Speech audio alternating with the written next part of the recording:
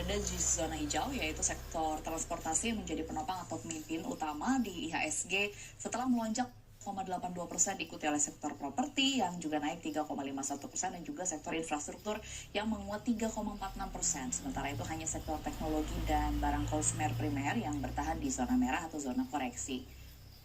Kemudian seirama juga dengan IHSG, kinerja saham-saham unggulan yang tergabung dalam indeks LQ45 pada Selasa kemarin juga ditutup menguat, yaitu naik 1,62% ke level 809,196. Kemudian selanjutnya indeks dengan kapitalisasi terbesar di Bursa Efek Indonesia, IDX 30 pada perdagangan Selasa juga ditutup di zona hijau dengan penguatan 1,7% ke level 422,38.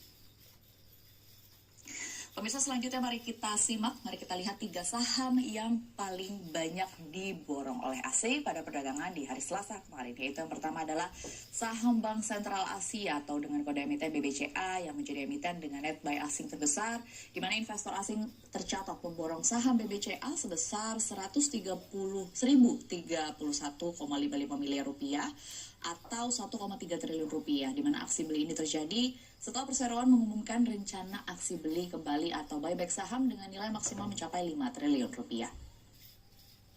Kemudian di posisi kedua ada saham PT Telkom Indonesia atau TLKM yang juga diburu oleh asing hingga 226,47 miliar rupiah, di mana minat asing pada saham Telkom terdorong oleh sentimen positif dari pengumuman rencana pemisahan unit usaha atau spin-off dari bisnis red optik milik perusahaan tersebut.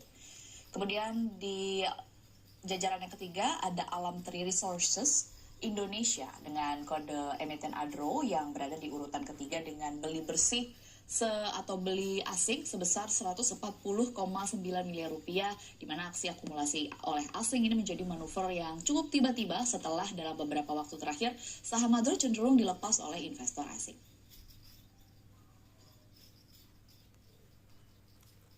Pemirsa, berikutnya kita akan simak sejumlah informasi atau sejumlah sentimen yang perlu diperhatikan oleh pelaku pasar yang juga akan menjadi pertimbangan para investor pada hari ini, dimulai dari Bank Sentral yang akan mengumumkan hasil rapat Dewan Gubernur atau RDG untuk periode Oktober pada siang nanti. Berdasarkan konsensus yang dihimpun oleh CNBC Indonesia, pasar memiliki ekspektasi kuat bahwa BI akan kembali memangkas suku bunga acuannya. Dari total 13 institusi yang disurvei, 9 diantaranya memperkirakan Bank Indonesia akan kembali menurunkan suku bunga sebesar 25 basis poin ke level 4,5%. Sementara 4 institusi lainnya memproyeksikan BI akan menahan suku bunganya. Ekspektasi pemangkasan ini tentunya melanjutkan tren pelonggaran moneter yang sangat agresif dari Bank Sentral sepanjang tahun 2025 ini, di mana